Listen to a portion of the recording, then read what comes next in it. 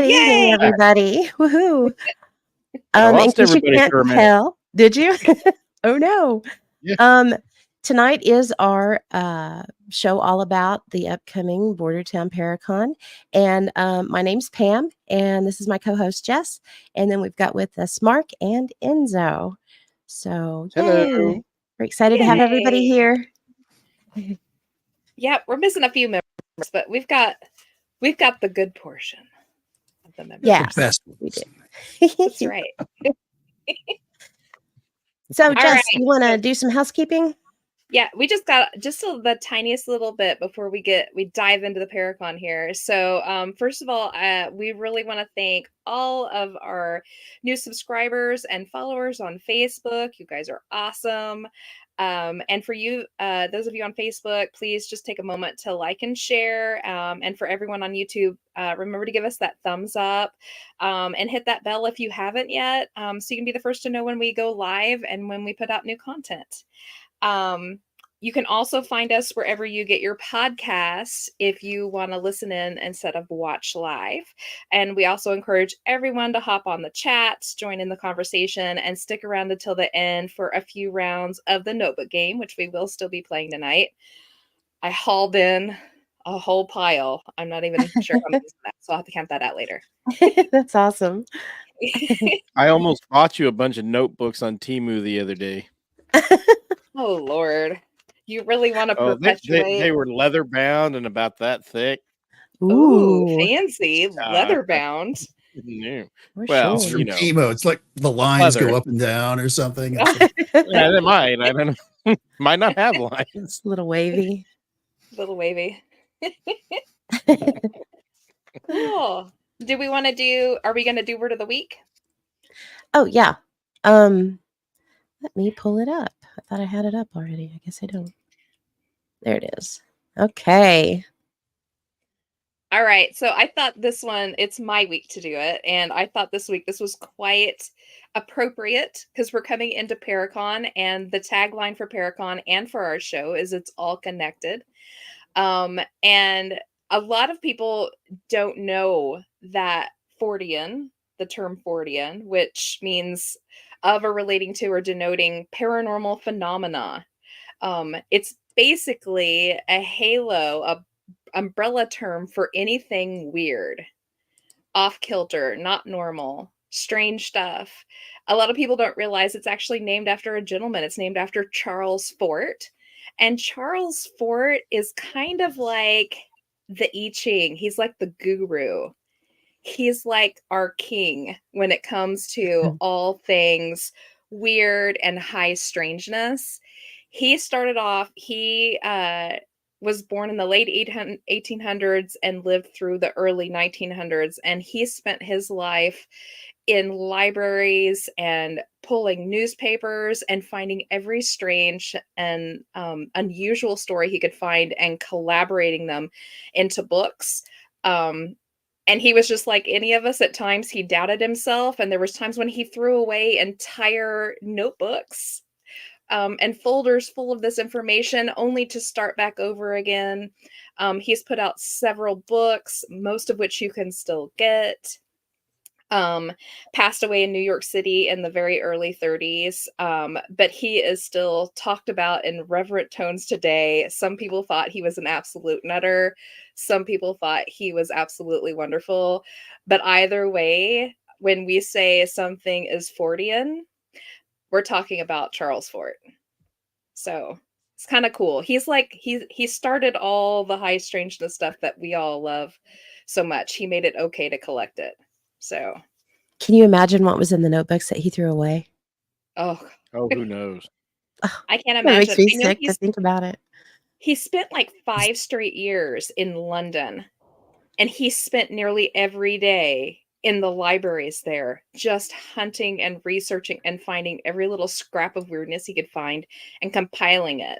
And I know that a couple of those notebooks went into the fireplace at one point or another. So, oh, I'm sure. Yeah, that's sad. Seeing the picture of him, I would say that Mark's mustache is rather Fortean. Oh, it is. Good observation. Yeah. Well, when I'm not using it as a mustache, I can use it as a pot cleaner. Oh God. Soup strainer. When I was Works for that too. when I was pulling up Charles Fort's stuff today, just to kind of rehash so I could remember, because I've studied on him before and I just needed to kind of catch up on it. And I was sitting there thinking, I was like, man, he is so much like every one of us. We start out slowly. You start compiling little scraps of this and that and trying to make sense of it. And it's not making sense. But the more that happens, the more you gather, because your brain is constantly sitting there trying to figure out the puzzle. Figure out the puzzle, figure out the puzzle. And I was sitting there thinking about that today, and I remembered I've pulled up some older notes of mine back when I was going through the Euphanaut cipher Uh-huh. by Alan Greenfield and some other stuff. And I remembered I went back and found a quote from him that I fell in love with. I'm not the biggest Alan Greenfield fan. He's a little hard to take sometimes, but he said something that I thought was so amazing, and I think it really applies here to this and to all of our situations. He said, at some point you need to resign yourself to the fact that you may never know what exactly all this is. But if you're very fortunate, you'll get the poetry of it. I like that. I like it. Yeah. That's cool. Yeah. He said, it's a transformational experience. It's your hero's journey. I just thought it was really cool. That is awesome. He kind of reminds me a little bit of Teddy Roosevelt in that picture. Yeah, it's the A mustache. little bit, yes. Must be. Glasses and the mustache. Yeah, I think And it is. his hairline, I think, too. Yeah. He just needs some glasses. I think he has some on, doesn't he? Yeah, he has some glasses, right? Does They're he? little limbs, yeah. Okay, Jess, put your glasses on. Oh, Lord. I don't have the mustache to go with it, though. No, but now you can see his glasses. Oh, I can see far away. It's up close that I can't see. That's a bummer. I'm I'm the so opposite. sorry. Yeah. Mm. It's my fault. I Alrighty. have you guys on the really small screen right now because I've got Yeah. notes off over to the side. I was looking for. Ah, nice. Yes. But there's your what the weird word of the week. So now every time we say something's Fortean, you will know who we're talking about. Absolutely. He was so badass. He got an entire thing named after him, an entire like revolution of weirdness. So, You know, we talk about like astonishing legends and things like that. And they always say that, you know, they have Blanket Fortiana. And that's where that comes from, Mhm. is Fortean. Yep. Charles Fort. Fortiana. Blanket Fortiana. Kind of cool. Yeah. All righty. Where do we want to start at? Do you know? Oh my gosh. Well, we should start when it is. So the Paracon is this Saturday, the 28th, in Caney at the Rec Center. Doors open at 9. And holy cow, we have a lot of stuff to go through. We do. Who wants to start? Oh man, I was gonna pull up our little slideshow that we Very use, nice. and it's Started. too big. Oh no. It's too big. It's too big. I just went to let me see what it said. Pull it back up. I've never tried to bring something on that they said it was too big. Yep. Please choose a smaller file. The size limit is 50 MB. Oh no. Well, Can you sit shit. there and like can you split it up a little bit while we talk about it? Maybe talks amongst yourselves. And let me see. Okay. Can Talks. you- Talks. well, you're bringing it up through Streamlab? Is that what you're No, I actually downloaded it as a PowerPoint so I could bring it up. Just doing? 'Cause you should through be able to open it as slides. a PowerPoint and then share that screen if you have two Okay. screens. See, I always then forget that. I Do it don't that know. way. Yeah. Oh, there we In go. my defense, I'm ill. That's She going to be is. my She's on the defense meds. tonight. I'm on the meds. Yes. We're getting her very clear today. Apparently yesterday she sounded like an old smoker lady. So I did. I kind of sounded like this. Bad. I'm just drawing that way. there you go. Yeah, so the Paracon, so we're coming into our 6th year, and it wasn't until just 3 years ago that this really kind of blew up into what it is today. I completely blame Pam Yay. because she was like, "Let's do this," and I was like, "Okay."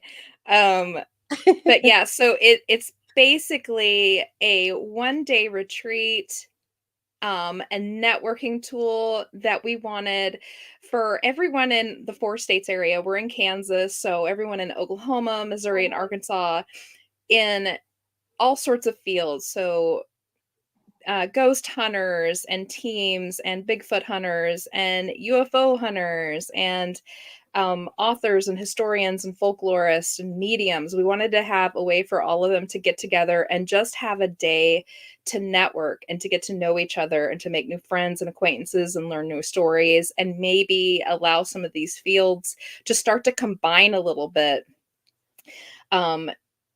Especially in our area, when we first started as a team back in 2012, it was not heard of like crypto people mixing with ghost hunters. Not at Bigfoot all. people did not mix with UFO people.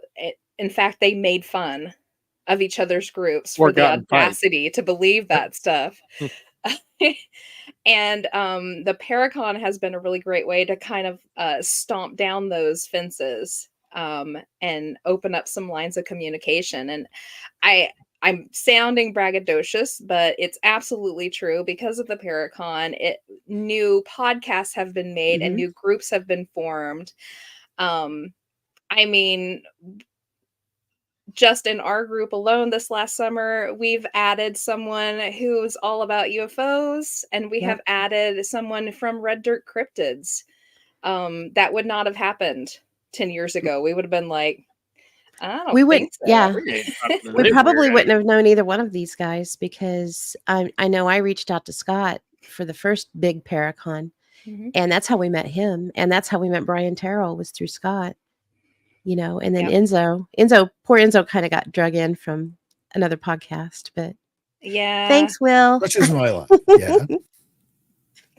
Okay, I Yeah. got it fixed. Let me know when you want Awesome. me to bring it up. We'll go ahead and pull it up. We'll start Okay. going through it. Yeah, so this is Alrighty. kind of a one-day retreat for all of us, and it kind of grew and grew and grew. And then, of course, asking the public to come in was also part of it. We wanted especially we live in the Bible Belt, so getting some of this stuff across to the public has been a little hard. But I was pleasantly surprised how welcoming, especially Caney was. Yeah, they've been Yes. great. That really surprised me. Mhm. Oh, it's We've- like Weird Central. I would think they would invite stuff like that all the time. Good. It was Explain so to some of these people what's hush-hush. going on. Yeah. So Yeah. hush hush for so many years though, because you Yeah. didn't want to bring that Yeah. focus onto our area. Yeah, For it is something Weird new. Central, but people don't talk about it or didn't. They're Mhm. starting to now because we're starting to about it all. introduce this. Yep. So I did put this up. I didn't show you this one yet. Oh, yeah. Great. Yeah. So this year we're doing something new. So every year when you come into the con, you would get a free slip of paper that had the schedule on the front, and on the back it had a list of restaurants that were participating in the area with a little map. So you could go off for lunch, because we let out for lunch for a lunch hour. So you can leave and go get something to eat, stretch your legs, maybe do a little shopping around our little area, because we've got some cute antique shops and stuff like that. And then come back. But this year, just to garner a little bit of extra money and give something for everybody to be able to take home, we made these little souvenir booklets, which I think are really cool. I I think they are love mine too. so much. I've been using it instead of my Paracon book because it's got all the It's information got in all the it. stuff in it. Yay. It does. That's awesome. It's so much easier just to grab this than to grab my whole flapping notebook. Awesome. Yeah, inside of it, you're going to find the full schedule, and you're going to see write-ups on all of the panels and the moderators and bios on the presenters and what their presentations are about, and menus for the pop-up restaurant that's going to be there this year on the parking lot, and just all the podcasts that are represented and more and more and more and more, and the vendors and all it. Anywho, I'm super excited about it. They And look really great too. they I don't know. look, Can you hold one up and kind of show what it? yeah, Yeah, they came out really good.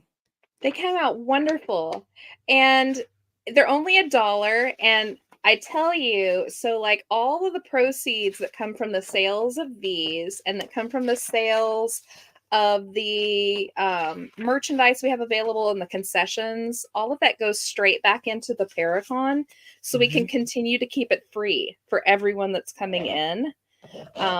So if you're coming to the con, please, have some cash on hand and stuff, because we're going to have these to get. You're going to be able to have people sign them. We're going to make sure to have pins everywhere. There's space in the back for your notes or for signatures. You can have your whole booklet signed if you want. That's something else I'm super proud of about our Paracon is we are not the stuffy, we tuck everybody back away in the green room and you're only allowed to see them on our stage and don't dare talk to them unless you want to pay $20 to get their signature on a glossy. Everybody that comes to speak at our Paracon is available to the public at all times. You are free to ask questions and chat with them even while they're on panels. And of course, when they're off panels, they'll be made available to talk to you, take your stories, maybe give you some advice on maybe a situation you're having in your own home. But feel free. So we're not the stuffy Paracon. I think we're the fun, homey type of Paracon. And we've heard that from others that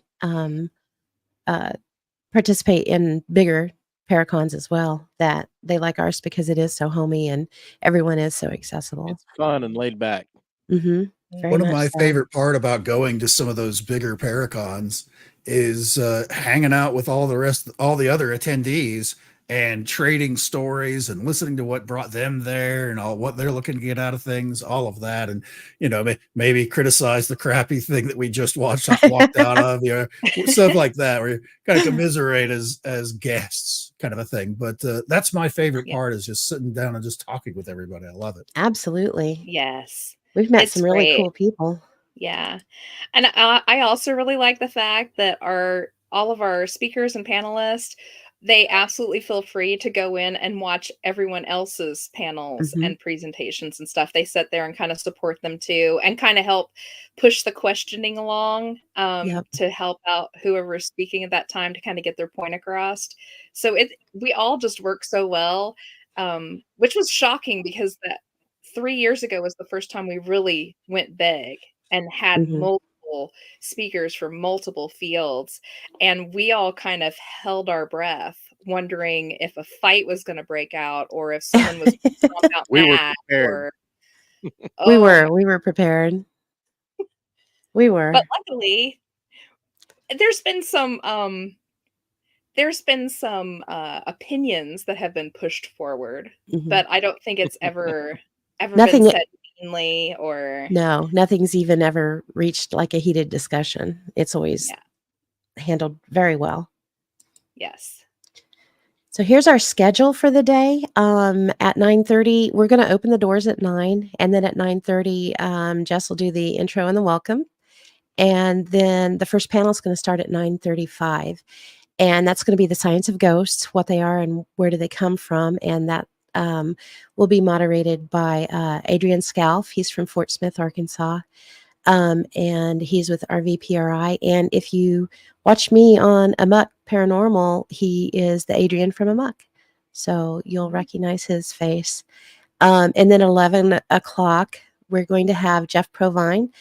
He's an Oklahoma City author, and he's going to give a presentation on Oklahoma's ghost children, which is really a fascinating subject. 12:50. I was going to say he guested on our last show. If they want to go check that out and learn more about his presentation. And Jeff will be bringing some books, right? Absolutely. He's going to bring books, and he's actually got a new book that he just wrote with a co-author that he will do a little mini signing, and he'll sign any of his books. And from what he said, he's going to bring a little bit of everything. So He's Yep. got some great titles out there. He's got a lot of titles. He does. Great. Very prolific, but all good stuff. 1250, Ken Romeller, he's a paranormal investigator from St. Louis, Missouri. He's one of the founders of Monster Paranormal, and he's also on Amok as well. And he's going to give a presentation called Boneyards. It'll be going over the history of cemeteries and graveyards and things like that. So it'll be really cool. Then at 150, we're going to have Christy Campbell. She's our friend. She's been on the show a few times. You might be familiar with her. And she is a psychic medium, and she's going to talk about how it was growing up to be a psychic medium.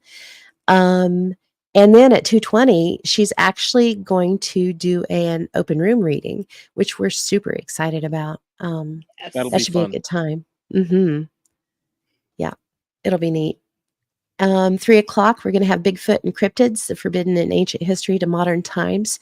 And one of our new Bordertown members, Scott Rademacher, he's going to be the moderator for it. Thank you. You saw me blink, That's all didn't you? 4:45, Jim Gray from Geneseo, Kansas. He is going to give a presentation on UFOs, Doc Jansen and Geneseo, the UFO capital of Kansas. Jim is an absolute gem. A gem is a gem, literally. We went up to Geneseo. When was that? The beginning of May? June? Yeah. Or May. Yeah. I can't even remember. No, it was July. It was the beginning of July. For UFO Day in Kansas UFO Day. And we spoke up there and we had a blast. He is a hoot and a half. It was a really great it was a great time. meeting they did. I mean, it was great. There was just so many people there, and they were all so interested and engaged. It was Very, amazing. very attentive. Like whenever we did a couple of different presentations where it was basically just us. It was just us up there yapping. Yeah. But telling a few tales. And when we would open it up to questions, there was highly interactive, with the crowd and asking Very us much so. really good questions and stuff like that. So they were into it. They loved it. Yeah, they were. It was great. And then at 6:15, we may or may not have had more hang around to listen to ours. I'm just saying that. So anyway, Saying. 6:15, we have a panel, UFO or UAP, government involvement with aliens and saucers from Project Sign Up to Today. And our very own Enzo, he's going to be the head speaker and moderator for that panel. And it should be a really good one. That's going to be fun. We'll lightly go over the different programs and projects throughout the years and where they were on the truth scale as far as denying or saying, well, maybe there's something to it kind of a scale. And I imagine we'll probably spend more. We'll have like a couple of case examples from each year, the more famous stuff. To kind of put things in perspective. And we'll probably be spending more time on the latter part, which will be everything for the last, several years, because it's really taken off. I mean, we've got great interest in the topic now. It's all over the news again. You don't have to be quiet about it so much like you used to. You didn't, that giggle factor is there. Not every UFO story is met with the X-Files theme on the news and kind of poking fun at it. But at the end of that, because it's going to be the last of the day, probably like the last 15 or 20 minutes, depending on how the conversation's rolling along, is we'll have open questions for the audience. So they can ask anything. And if that's even slow, half of the people on the panel will be from, the ghost side and the cryptid side and everything else. So you can ask questions about anything at that stage right at the end. So, and then what's next, Pam?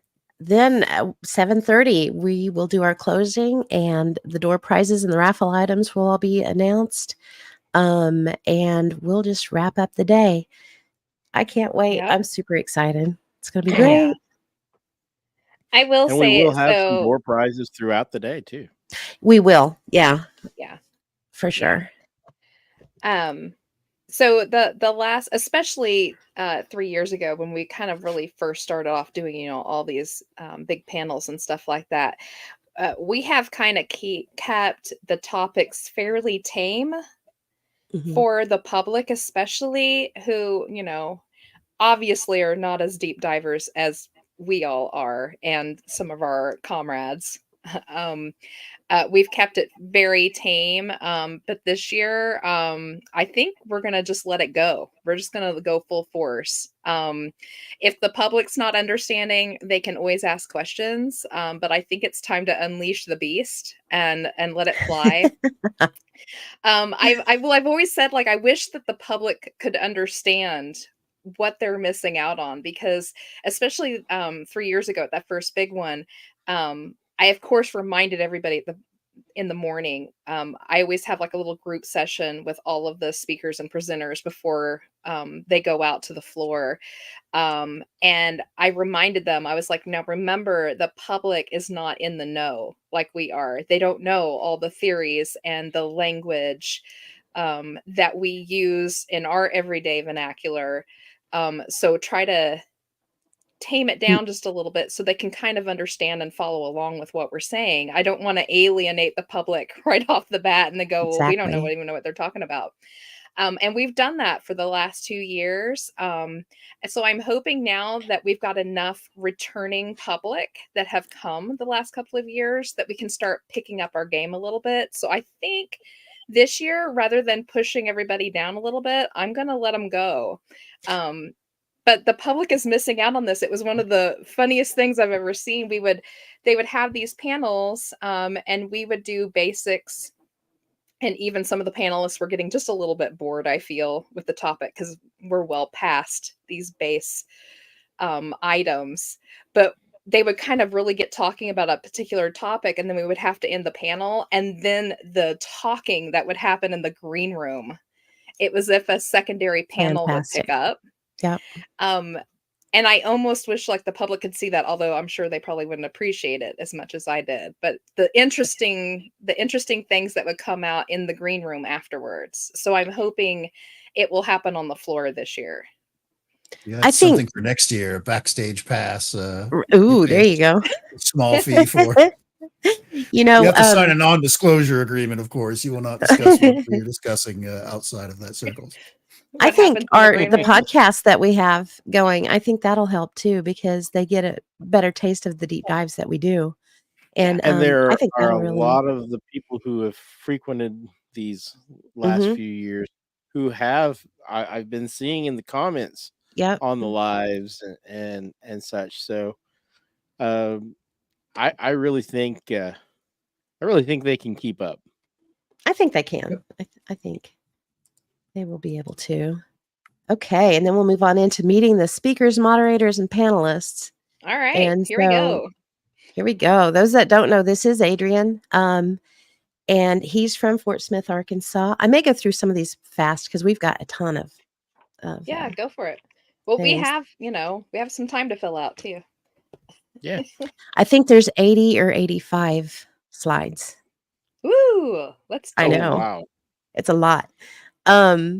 Yeah, he's from River Valley Paranormal. He is a paranormal investigator, lecturer, and like I said, he is with a Muck paranormal podcast. We talked about the fact that some podcasts and things were born from the Paracon, and Amok is one of those. That is, it came directly from our Paracon. Mhm. And then here's Jeff. We talked about him a little bit. There's some of his titles there that he will have available. And then he'll also have his newest book. Is it 100 Places to Visit in Oklahoma City? It's 101 weird places you never knew about in Oklahoma City. Okay. Wow, I was way And off. we talked a little bit about that on when he was on 2 weeks ago, and he was talking about some really interesting things. Mhm. Pick up that book, because It's fascinating. Yeah, he you had some never know great what's under your stories. feet. Yeah, You do know so it. interesting. And then there's Ken. Again, he is on Amok with us, and he is one of the founding members of Monster Paranormal.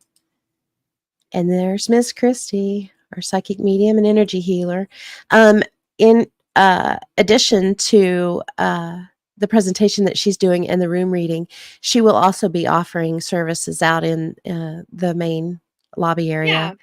I actually have her prices. She changed her thing this year. So Oh, she's cool. making it a little bit more affordable for some Oh, people who maybe nice. couldn't afford that original. She was doing $20 for a reading.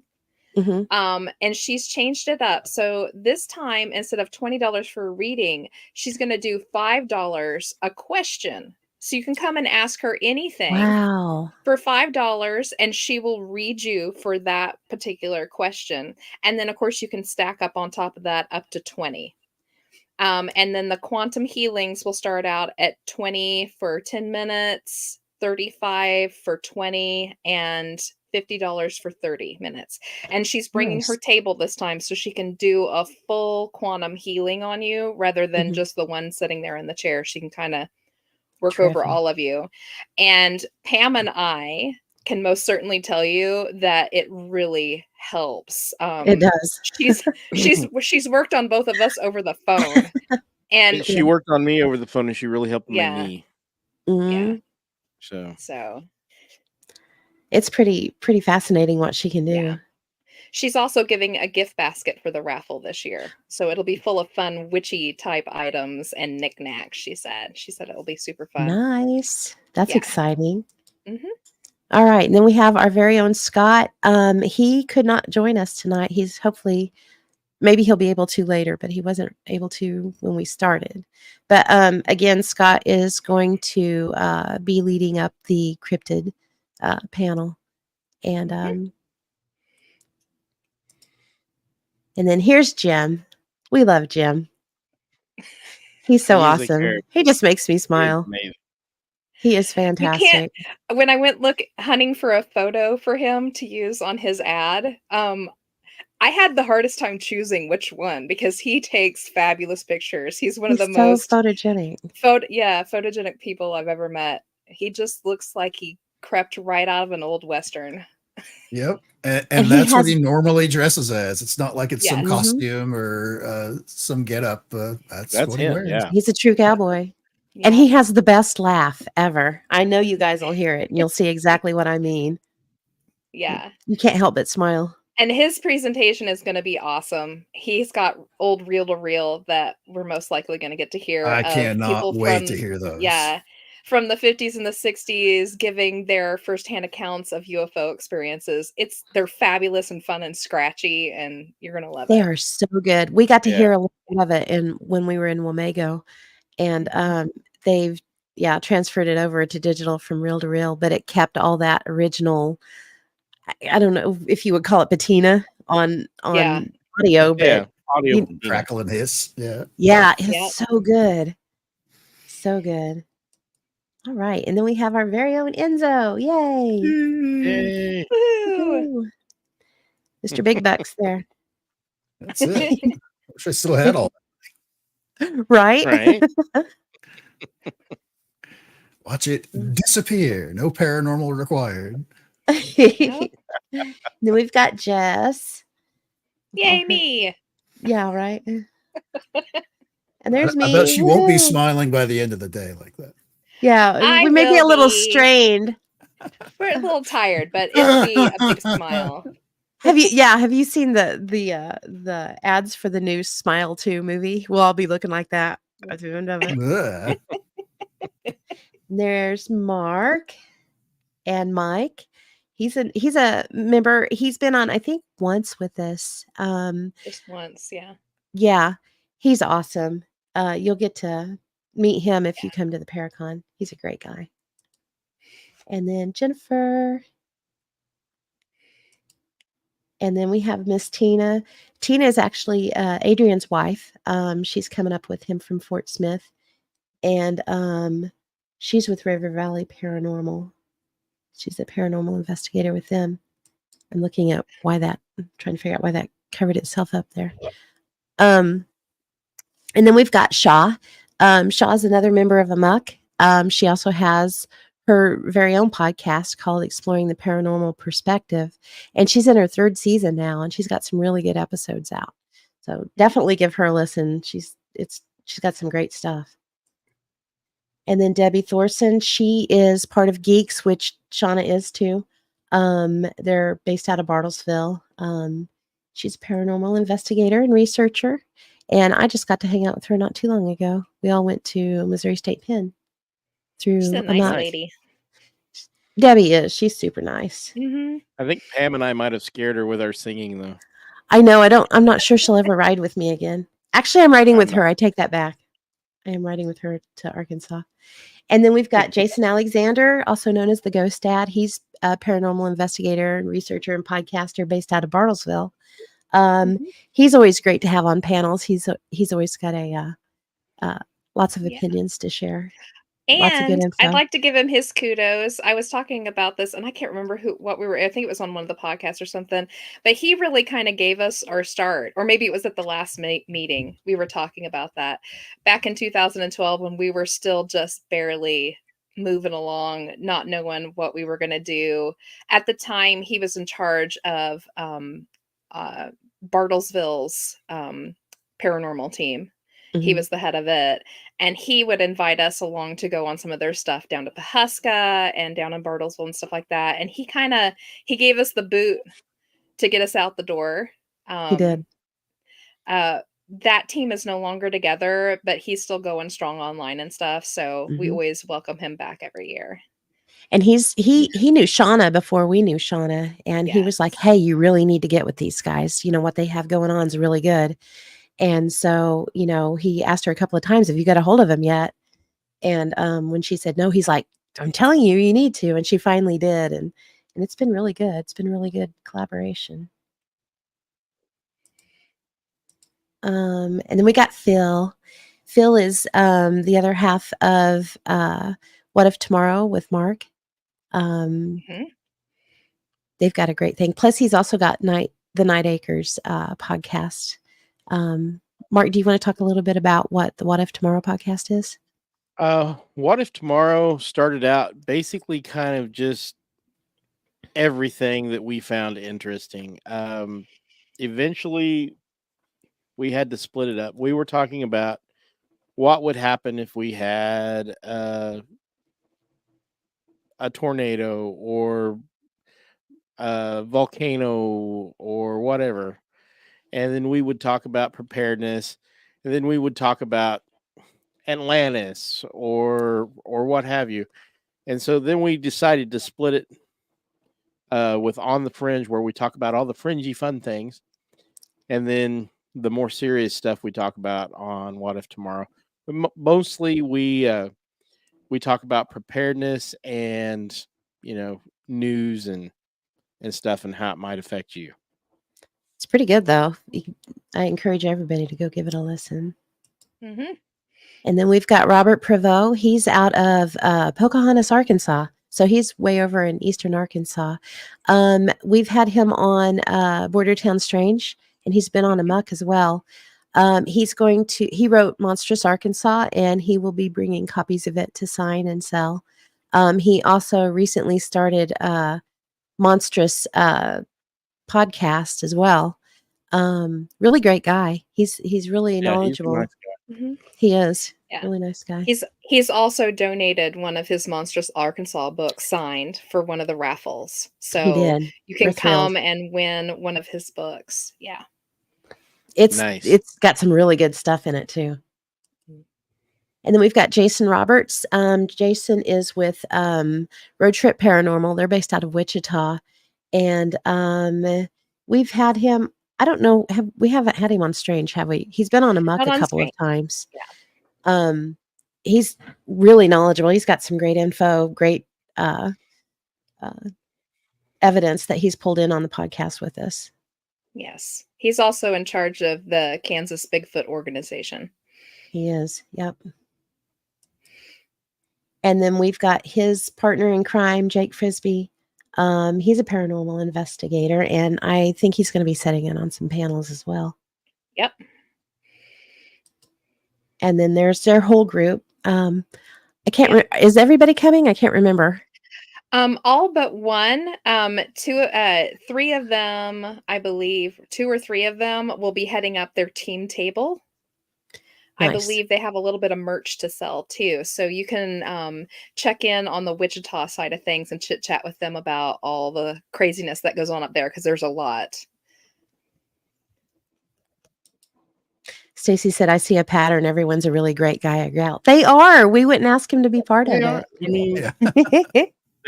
they are our people. They are for sure. And then we've got Miss Ashley. Ashley's from Caney. We grew up with Ashley, and her and her husband have started their own ghost hunting group, and they get to go to some really cool places. Yeah. They do She's a lot with actually Garnet moving up. Hotel. Oh, yeah. Yes. She's moving up. So she's going from being our door lady, which she's been for the last 2 years with Dana Lyle, and she's moving up into the con. So yay for Mhm. her. She's also writing right now. She's hoping to get a new book out soon on all of her travels and things like that. So I that's can't pretty good. wait because they go to Yeah. some really cool places. hmm And then we've got Brooke Montoya. She's from Oklahoma City. She wrote Haunted Atchison, which I think is pretty cool.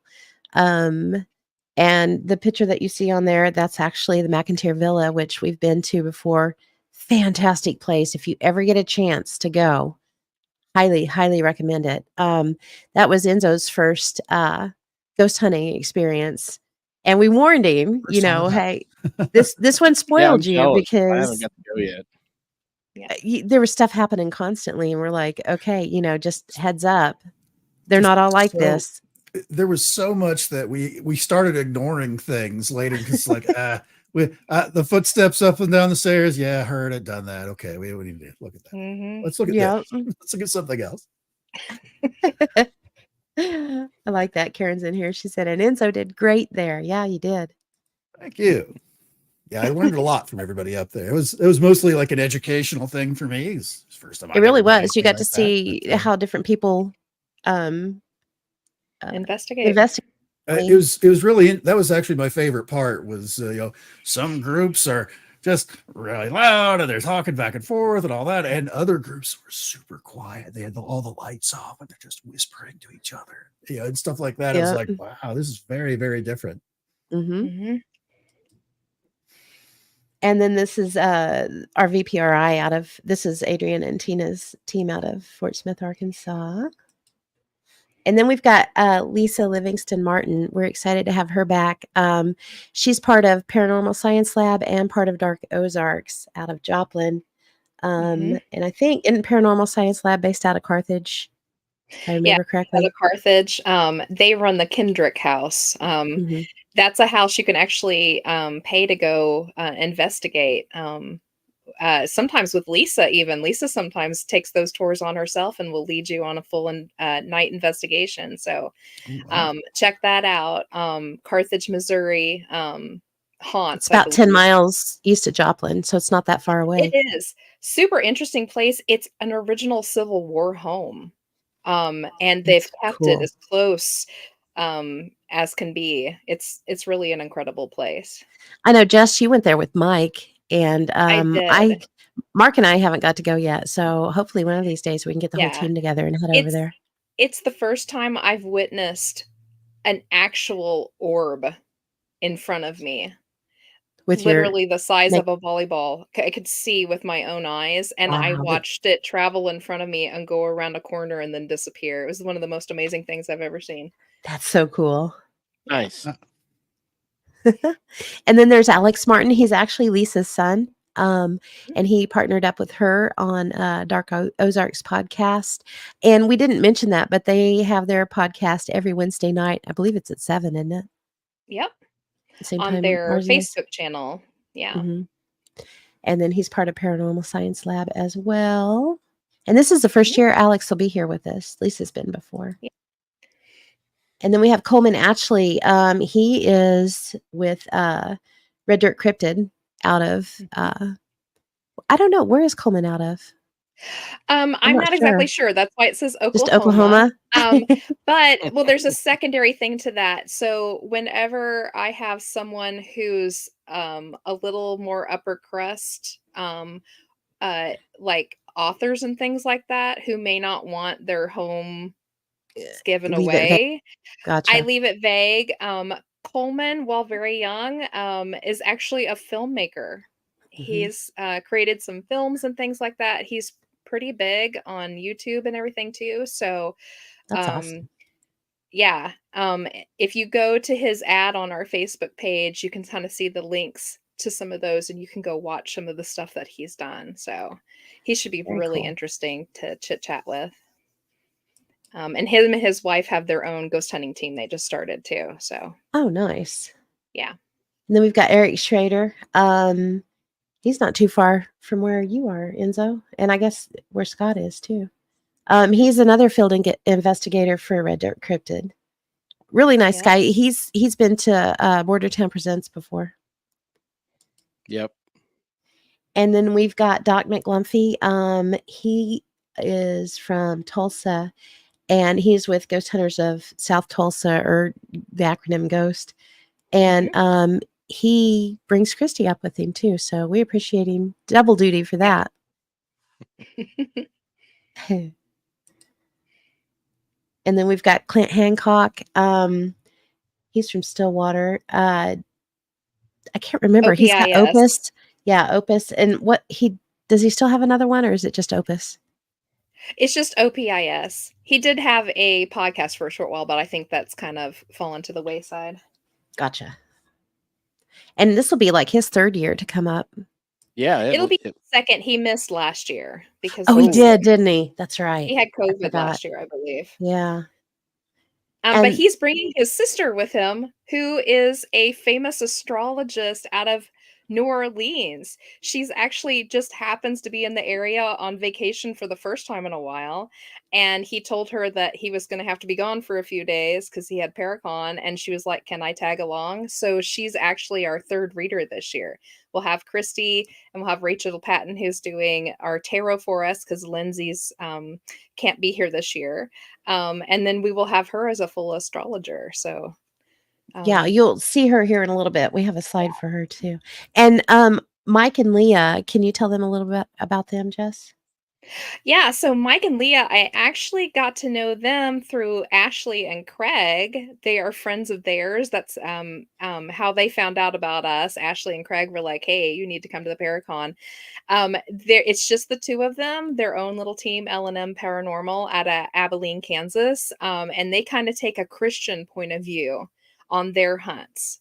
So it'll be really exciting to kind of see how they work with their stuff. Correct me if I'm wrong. I think Leah's a medium as well, isn't she? She is. She's a medium, and she does have her own page, I believe. Cool. I can't remember if I posted that with their ad or not. There's Denise. This is Clinton's sister. There it is. Yeah. Yeah. Pretty cool. We're excited to meet her. Yeah, she does all sorts of readings. I have her listing. I didn't put it with anything because it's fairly lengthy. I think she'll probably post her own prices and stuff like that. But she is a full astrologer, and you can go to astrologywithdenise.com and actually do astrology readings online with her. So you can go see what all she does. Nice. And then this just shows we've got Christy doing the medium readings, and Rachel is going to do our tarot readings this year, and then Denise with the astrology. Mm-hmm. This didn't translate over into a PowerPoint very well, did it? Gotta love it. And then I went ahead and added this. It's jeffprovine.com. If you go there, we talked about him having books to sign and things, but he also leads haunted tours in downtown Norman and Oklahoma City area. So there's some really cool stuff. Yeah. I don't know when that kid sleeps. I don't either. I don't know. I wish I had half the energy that guy has. Oh my gosh. He's an English teacher. He's an English professor. Yeah. And he's written about 1,001 books, and he does all of these ghost tours. He trains people to do them too. Like he just got done training all the kids at OU to do Mhm. their October ghost hunts so they could make some extra cash there. Like, I don't know if he sleeps. I wonder if he just like once in a while he makes a whirring sound and shuts down and they plug him in so he can reboot for a little bit. I don't know. Maybe so. And then we've got Myrtle's Market as one of our sponsors this year. We're super excited about that. Yeah, she's actually only a couple blocks away from the Paracon. So if Mhm. you get like a break or maybe you're not digging on the panel that's going on, but you want to come back for a presentation later, go check out Myrtle's Market. They have all of their really cool vintage Halloween out right now. So you can go hunt the halls for all of their Halloween. Hi, Sylvain. Hello, Savane. Hey, buddy. And that's really good to have up here too, because I know I've had like the wife of one of the presenters, or actually he's not a presenter, I don't think. But she was looking for places to go visit while she was here. So this would be perfect for her. And then Mark, do you want to talk about Bargain Center for a minute? Our friends at Bargain Center in Independence, Kansas, have been a great sponsor this year. They've given us a bunch of swag to give out during the show, and they have provided our very large monitor, which we'll be using for the presenters. Last year we tried to use projectors and it just didn't work out. And our friends at Bargain Center took care of us for the show. And by all means, if you're in the area, I've been doing business with these people for darn near 20 years. Wow. And they have always treated me right, and they'll treat you right. Nice. And then we've, of course, got one of our biggest promoters, which is Caney City Library. And, they're a little near and dear to my heart. So, yay. I can't imagine why. They also happen to pay my paycheck. So, even better. Books are cool. Books That's are right. very cool. Yeah. It's cute. You did Halloween decorations. You have a black cat sitting on some books. Right? That's Miss Luna. We do have a library cat, too. She's pretty awesome. Yeah. And then we've got KGGF 104.1. They helped us out with our audio ad that you saw at the very beginning of the show, and we will play that again at the end. So, and that's playing on their radio station, It is. especially right after Coast to Coast Yep. late at night. Yes. Perfect time. which is very cool. Yeah. And then we've got a Muse magazine, which our friend Bree Sanford, she is the editor of that, and she's done very well by us past few years. We Yes. appreciate her. Yes, she has. And she's also part of the Independence Reporter, and she's hooking us up with some articles there too. Mhm. And then these kooky ladies, I don't know. Ooh, they're pretty great though. I'm just saying. They are. That Jess is I don't even know what to say about her. She's so a great. firecracker. That. She They're like is. sisters I She never is. had. Right? We started in January with the podcast, and it's been a blast. I've had a You lot of guys are fun with doing it. really well with that. I'm very proud of you. Well, you guys got our Aw. start in it, so we appreciate you. We would have never been able to do it. I went back and Sure watched will. our very first do one, and I'm you? like, ooh. Oh, I made Oh, the that's mistake always of how it is. listening to one of my original podcasts, and Yep. it was so cringe. It was bad. Oh, ours is really cringe. It's not as But- cringe as it could have been because we had experience Oh, it could on have been other way worse. podcasts. That's yeah. the scary part. I always say go back and listen to the very first one I was ever on was Mark and Phil's, and Phil introduces me, and you like there's nothing for like 3 beats, and then you hear me like in the distance go, "Hi," and that's all you get. I remember that day. That's Yeah. great. Too funny. Hello, Jess. How are you? And at the time, it was just a recording too. They weren't Yeah. doing the live feeds yet, so you couldn't see how red my face was, even though we were sitting in Phil's very cramped, tiny attic. Oh my gosh, that's funny. I forgot that you did that out there. Yep. And then we've got the On the Fringe, which Jess and I co-host with Mark and Phil. It's It's a lot of We have a fun. lot of fun. We talk about all the fun topics. Yeah. We get into some crazy stuff. Yes, we do. And then there's Mark and Phil on What If Tomorrow. And then there's Amok. We've talked about Amok a little bit already. And Geeks, which is Shauna and Debbie's group. And they also, the third person in their group, her name's Kelly. And she should be there too this year. Oh, Mhm. Yeah.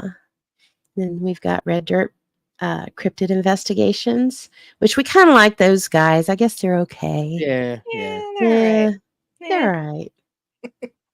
And then there's Dark Ozarks ad, which they have all kinds of fun stuff going on. Oops. And then Monstrous, which I love he's got the greatest graphics. I need to Mhm. pick his brain. Yeah, I am And- not a graphics guy. Right. I went ahead and threw a Geneseo City Museum ad up here too. Just If you're ever because in the area, it is worth the visit. They Yeah. 110%. Yeah, if you're going to go to Hutch to go see the Mm. Cosmosphere and the salt mines and stuff, take a quick 30-minute up jaunt from there and go visit the museum. Call first because it's by appointment, but you won't be disappointed. You will not. No, There it- is some it is incredible neat stuff place. there. Oh, even if you're not like that big into UFO, or like maybe one of you is, your spouse may not be that Mhm. interested. They have just some of the antique stuff that they have in there, because it's also their whole town's museum. So it has Yeah.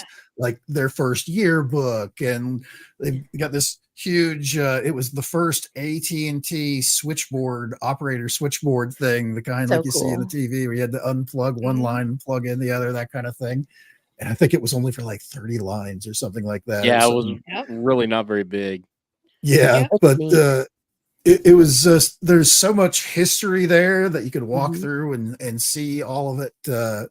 Just small town, kind of Kansas feel for it, that it's just Yeah. amazing. Just And a just to lot of look that through all was that stuff. collected by the town doctor. So there is a lot of 1950s, 60s pop culture Yeah. besides the UFO stuff and whatnot. Yes. Yeah. That is true. And you can get the recipe for spam cake, Oh, yeah, that's The true. Forgot about award-winning that. spam. the award winning. They won a national competition. Too funny. I'd eat I'm it. telling you, don't ever miss out on a small town museum. If you are out on vacation and you got some time and you pass through a small town, see if it has a little museum you can pop in on, because you will find the most amazing stuff in the small town museums. Absolutely. They're- And Alicia, they're- yeah, Tim would be all over this place. He would love it. Yeah.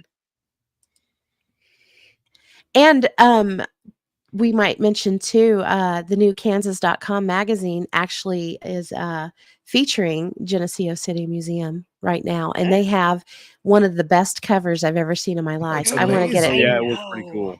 Holy I cow. want I one wish I just had a a picture frame. of it. I do It's too. Yeah. That cool. I definitely want to Jim- get one just for that reason. Jim needs to have like posters of that to sell up at the museum. He does. Absolutely. He does. That would be I would incredible. buy one. I would buy I one. would and too. ship it. I would Yeah. too. And then Two Guys in a PA, they are actually running our sound again this year, which we are Mhm. greatly appreciative of. And I think Yeah. Jess likes one of them just a little bit. Maybe. I like don't them know. both. Oh, One I'm married to, and the other one's like my little brother. yeah. She's married to this one right here. They're both rotten as heck. But they so they do this for free to help us out. And they also play live music in between all the panels and presentations. So you're never sitting there in the quiet staring at each other, watching each other chew popcorn. So you get to listen to some great tunes while you're relaxing and waiting for the next panel to come up. Fun. Mhm. They have some Yep. 50s and 60s hits to play before Jim does his thing on Geneseo. Ooh, I can absolutely set that up. that would be Just to really set the mood. cool. That would Yeah. be fun. Yeah, that would be really cool. And we got to do the one-eyed, one-legged purple people eater thingy. One eyed, one ear. Yeah. And then there's Oh us. no, you've got the wrong one. Do I? Yeah. Is there a new one? Yeah. That's got Enzo and Scotty on it. Oh, Oh, I don't think. Have you sent that one Well, to I me? will have to send it to you. Yeah. Good, because I hate that one. So let's get it updated. And then we've got Paranormal or Bordertown Presents, which we were doing the first Friday of every single month, and we've stepped back a little bit from that. We just got too But busy. we got too busy, yeah. But we are going to pick it back up here in October, and it won't be the first Friday. It's going to be the third Friday on the 18th, and we're going to do another Case Files by Candlelight. So if you were able to come to that last year, we had a blast. We got to really It kind of was cool. go a little bit deeper into some of the investigations that we've done and some of the evidence. It was fun. And then we've also got our Paranormal Club, which is the third Saturday of every month, and we meet at the Caney City Library, and we talk about all kinds of funky things and plan things. And I think this last meeting we had 20 at it, so it's pretty good attendance for the most part. And then one of our sponsors is Curious Relic Studio, which you get a peek in the studio right behind Jess right there. Don't peek too hard. It's scary. But look at some of the stuff she creates. Holy cow. She does some amazing things. And then this crazy Silverthorn studio lady, I don't know about her. She's pretty great, although she's usually pretty hopped up on antibiotics, so you never know. At least tonight I am, for sure. I've had the ick. And then we go into some of our other sponsors, which Big G's, they are always great to hook us up. And this year they're giving out free fries with meals if you mention Paracon. So yay. Yeah, this is good food. Mm-hmm. Good looking burger. That picture. Right? Yeah. And that's actually one of their burgers too. I took that off of their Facebook page. That. They do. Yeah. They've got that good short order grill thing going on. Man, it's tasty food. So, and actually Stacy's in our chat and she's one of the cooks there. She is. She is, yeah. So yeah. And they got the center thing is a chicken chunk dinner, and those are really good too. Mm-hmm. And then we've got downtown, we've got Gabby's Flea Market and Soda Fountain. Yeah, they have an old goodies. Yeah. They have an old-fashioned soda fountain. You can get the old-fashioned handmade milkshakes and floats and banana splits and just about anything you can order, they have there. And they also serve lunch on Saturdays from like 10:30 until 1. So, and that's always a homemade meal that's served there. So I don't know what the meal's going to be that Saturday, but bound to be good though. Mm-hmm. And then Pizza Hut, they are sponsoring us again this year, and they're offering 10% off your order if you mention the Paracon. So yay. Yay. And then we've got Pretty Bake downtown. If you've got a sweet tooth, holy cow. Go visit Chelsea because she makes some of the most incredible stuff. I can't go in there or I will spend all of my money. Mm-hmm. Take my money. The Oompa Loompas have to roll you out. Holy cow. Oh my God. She's got some incredible stuff. How did he die? Sugar overdose. And a smile on his face. Yeah. And then we've got Southern Belle Nutrition out on the highway. They're also doing the 10% off if you mention Paracon, which yay.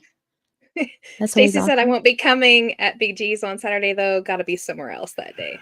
Woohoo! She's gonna be helping us out. Yay. Yep.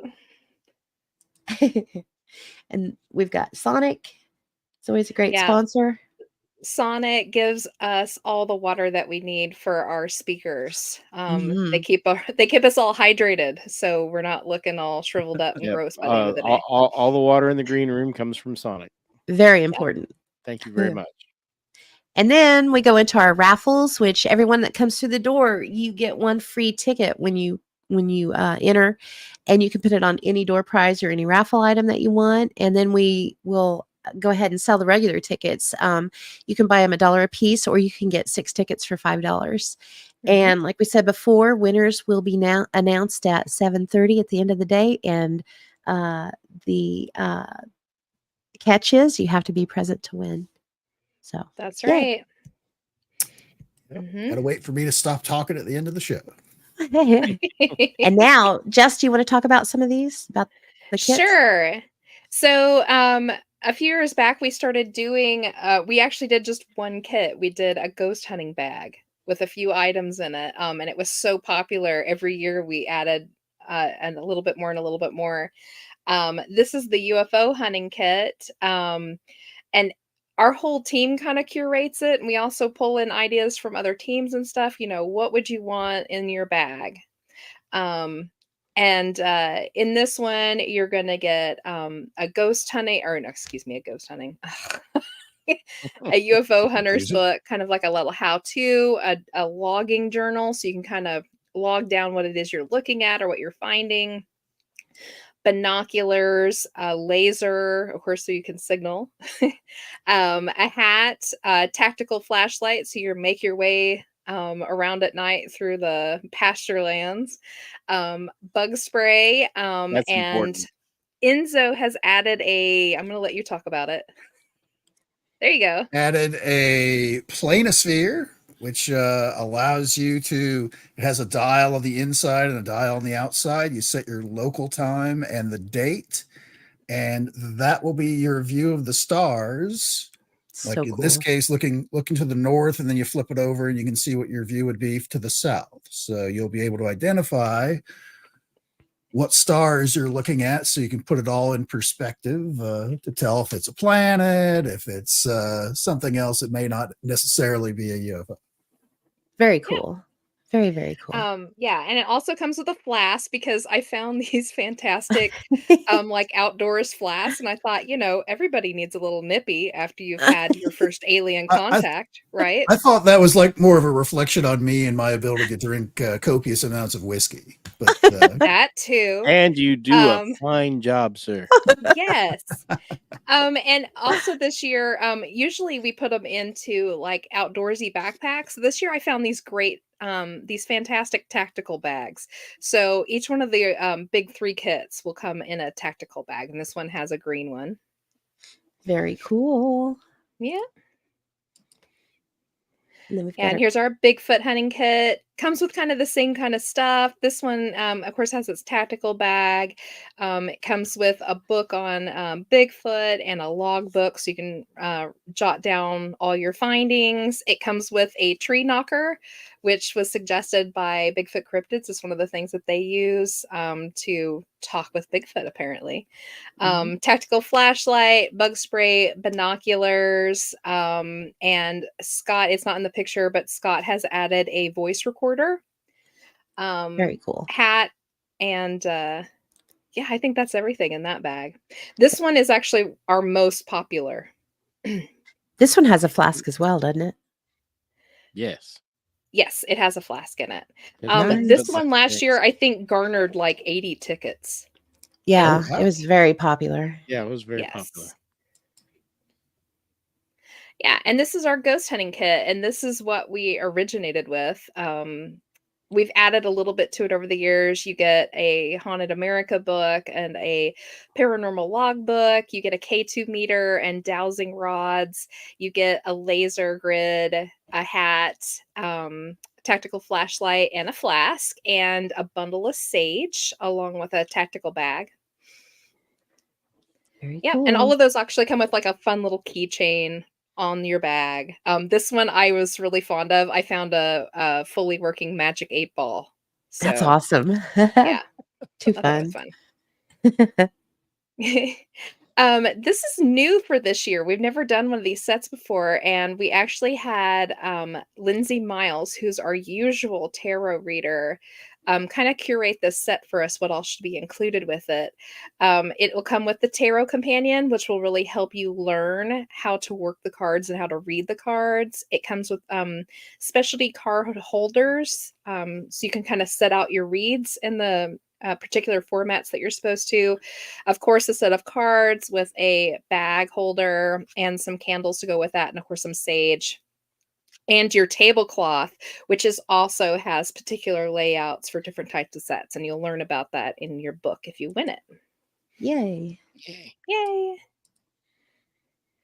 And the Pendulum Dowsing set, which was new last year, and it was a huge hit. In fact, I think Ken Romeller won it, much to did. the dismay of many, many people who were Yeah, really a lot of wanting people it. wanted that. I think that was our second most popular.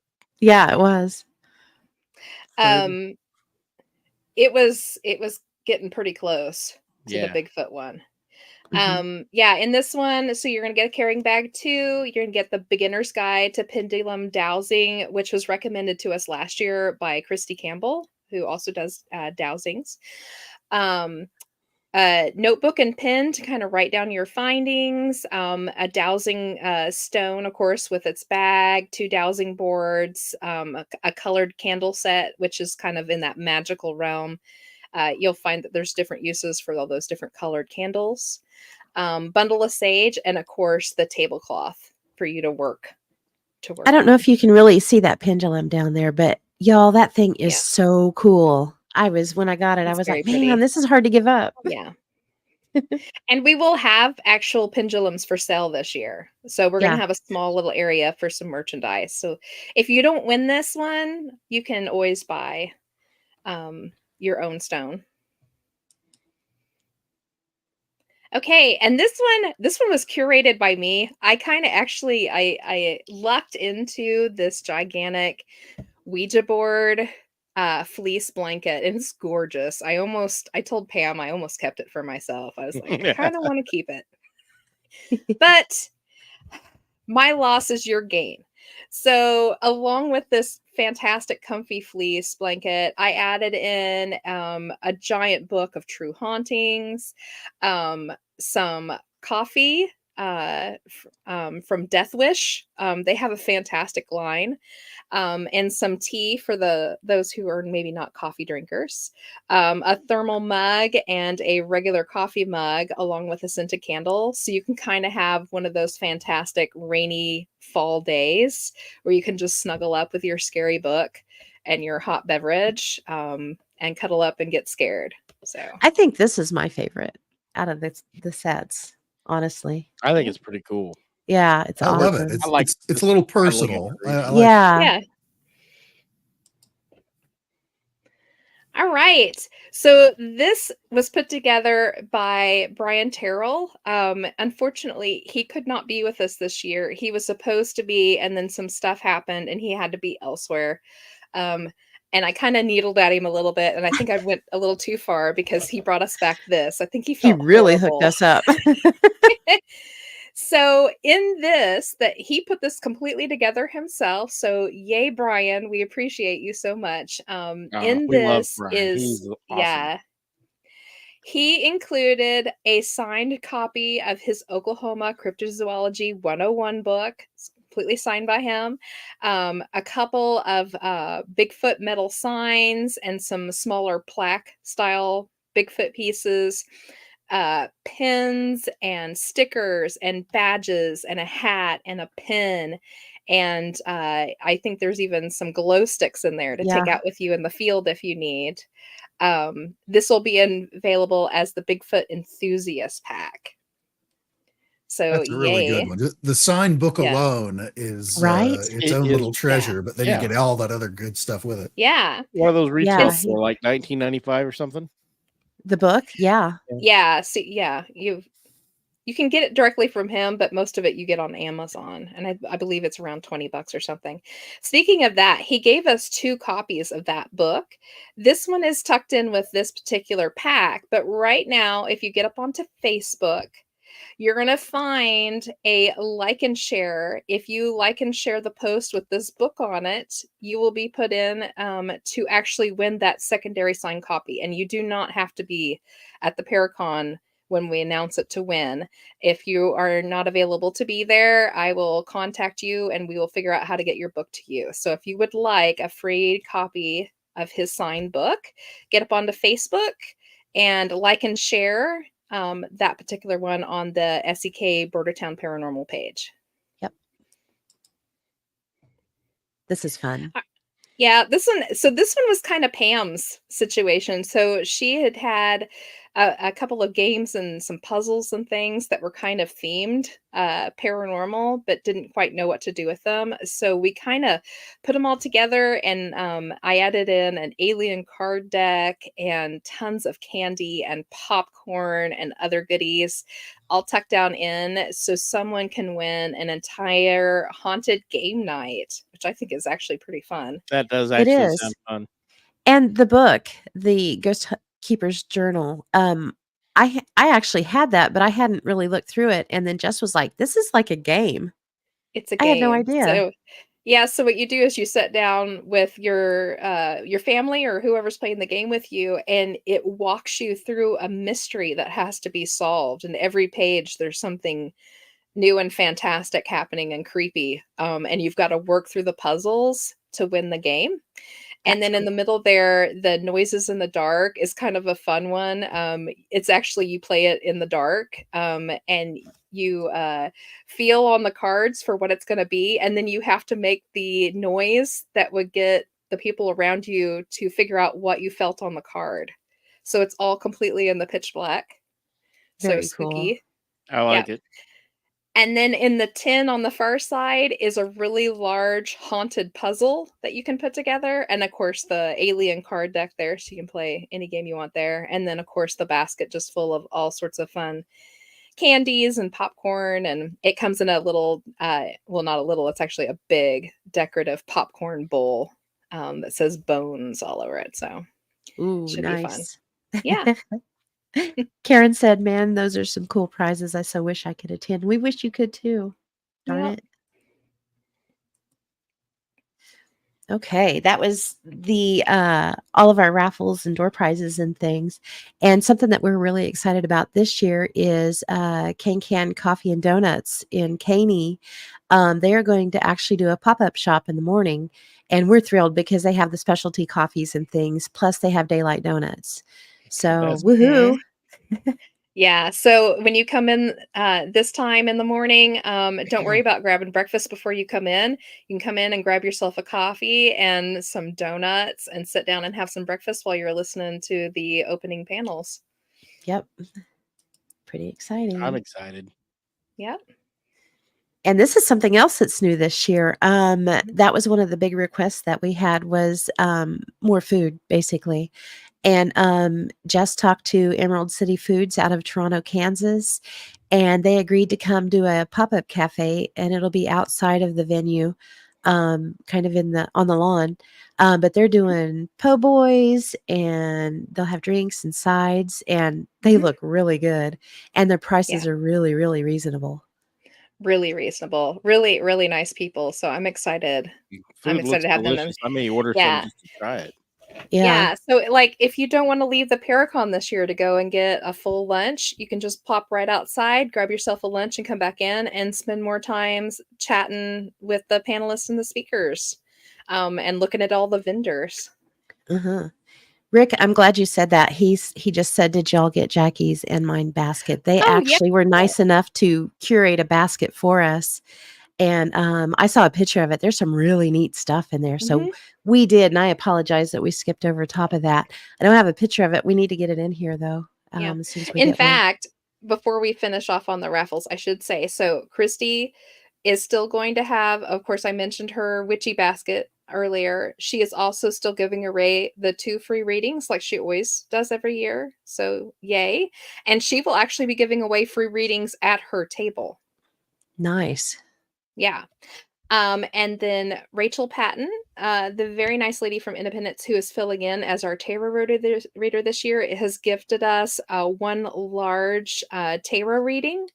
That'll be available for raffle too. So yay. We also have another raffle that's coming from Ken Romeller. It is I can't remember what venue it was. He was at, but he won a Ouija board and a planchette with whatever name of the place it was. It was it was one of the manors or something that he was at. But he was like, "Would you guys like to have this?" I was like, "Absolutely, that would be so Oh, cool." It's wow. really, really neat looking. Cool. But yeah, it's very cool. So I was Yeah. excited. I completely blanked on it though. Yeah. So yeah, we And there definitely need probably will to. be a few more because often we get vendors or other authors who will just offer up stuff for us when they come in. Hey, Mhm. would you guys like to raffle this? So there's no telling what all you're going to find. Yeah, all kinds of neat stuff. It's worth it to come just for the fun raffles, really. It is. And this is our Fun. last slide. We are going to have a concession stand that will open up after Becca's the Can shop coffee shops shuts down. Mhm. And we've got soda pop and bottled water and candy, chips, nuts, fresh popcorn. And again, all of the proceeds from all of this go back in the kitty towards next year's Paracon. Yeah. So bring And money. we will Help we will support us. also have donation buckets out. We always do Yep. that. Even if you can only give $1, it's great because like she was saying, all of this comes out of our pocket. We absolutely want to keep this as free. We want to keep this free for as long as we possibly can. Absolutely. Yeah. So every last little bit helps. And like I said earlier, we're going to have some merchandise out this year that you can buy. We're going to have some like necklaces and scrying crystals and keychains and We have some artwork some too. Pam's bringing in some of her art. That's the sale of that will go back into the con too. Yeah, and all the concessions and of course the booklets, the souvenir Yay. booklets. So yeah. Be prepared with some cash and show For us some sure. love. We will also have links out to our Teespring store, Yes. which is apparently I'm going to recommend to click the button for the rush order because they are taking their time. They are. They really I are. think, am checked I the them only in one the- that's gotten a shirt yet? I think Yes. so. And it's, I had ordered I was a the long first one sleeve to order, and I'm so, still waiting on yeah. mine. Well, I didn't get my Bordertown Strange, and we do have Bordertown Strange merch up there as well. And I haven't got it, and I ordered it before I ordered the Paracon shirt. Right. So I don't know if I, it's the comfort tea thing. Is it I that what don't you thought? Maybe know. it was I thought, out of but I stock or something. got to looking. There are several of the comfort teas that haven't shipped yet. So I'm thinking maybe in the future I'll click that rush delivery and see if that speeds them up because they seem to be taking their time. They don't usually. I don't know what's going on. I don't know. They But were bought by another company, so maybe that's playing into it. Yeah. I know we did not put a year on our shirts, so it's not going to say 6th annual or anything or 2024. So if you do order one, and you can use it next year too. Yep. So And yay! if you don't remember the link, we will put it up on our page so you can click the link and visit our store anytime. And yeah, Enzo's showing that. That's what's on the t-shirts. Is this Mhm. right here? It looks really It's our good. logo. Phil Knight designed. He Yeah. did. For us. He did a great job. He did. Yeah, so speaking of merchandise, before we leave this behind or whatever, I do want to say, so if you've never been to the con before, we allow vendors in for free also. The vendors don't pay to set up. And this year it looks like we're going to have a good amount.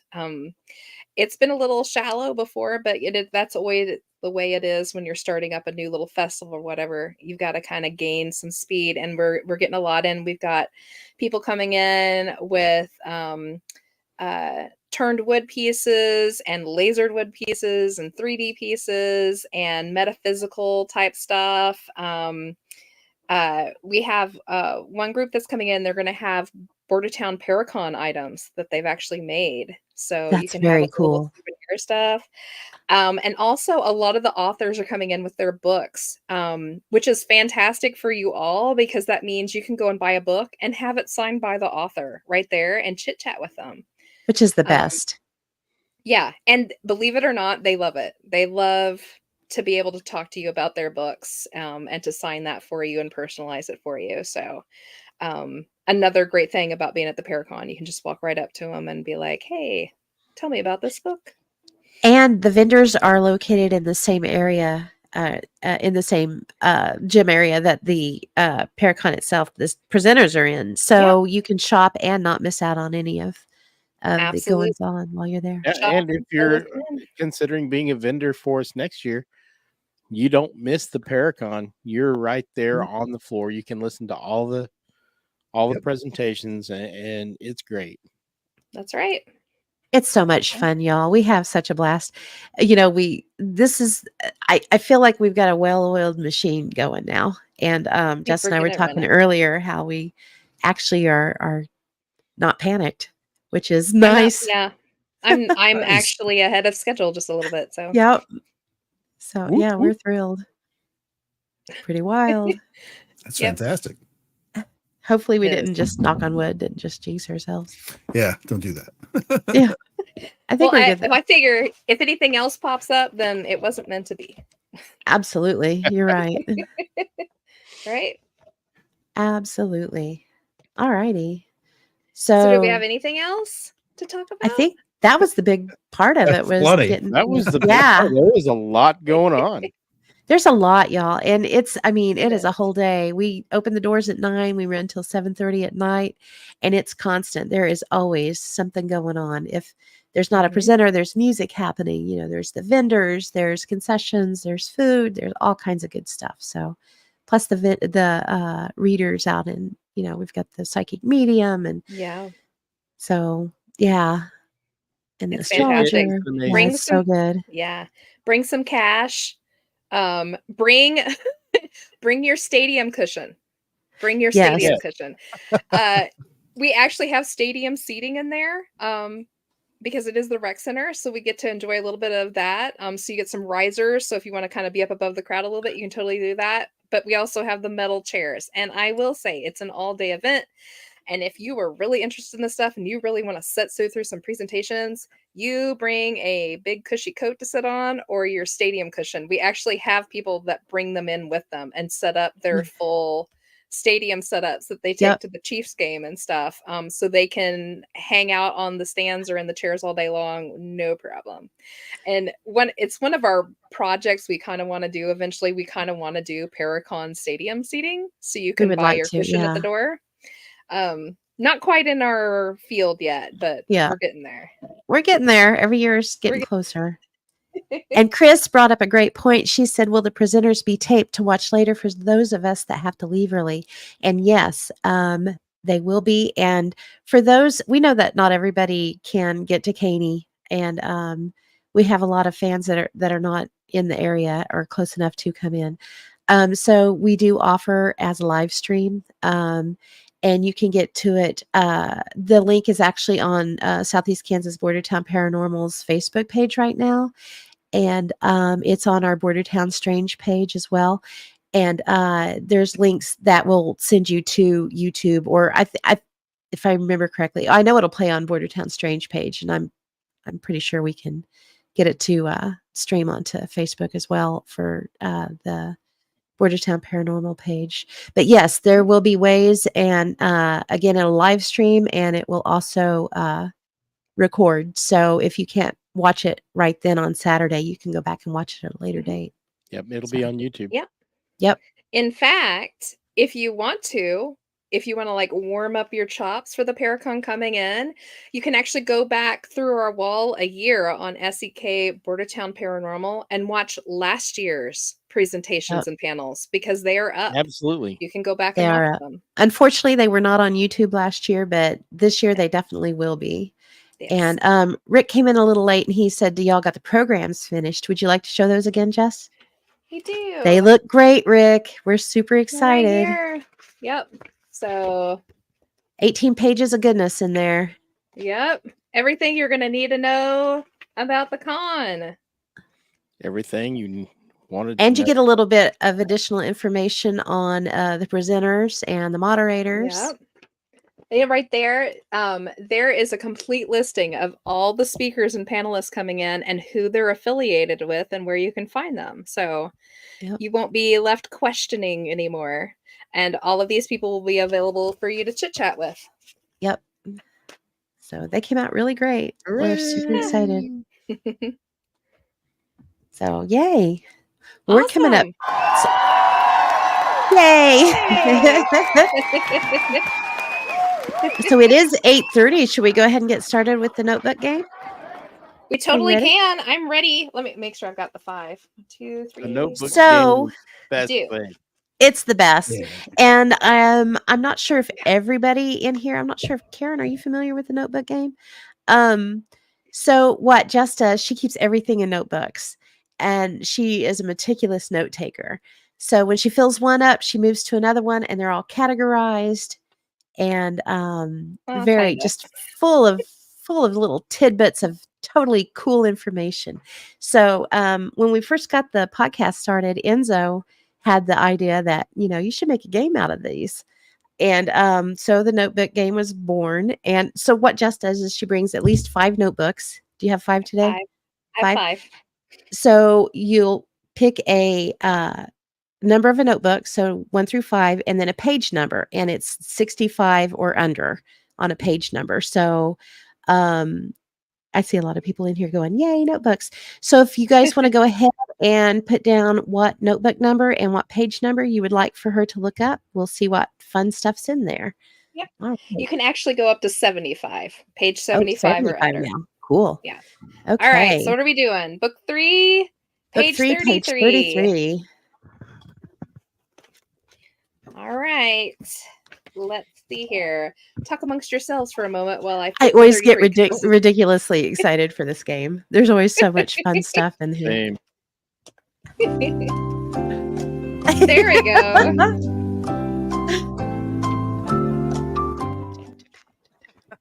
Okay.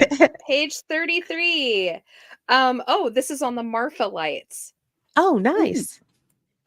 Okay, so Marfa lights out of Marfa, Texas. If y'all don't know, and literally what the notebook game is I'm just going to read what's on the page, so you get what you get.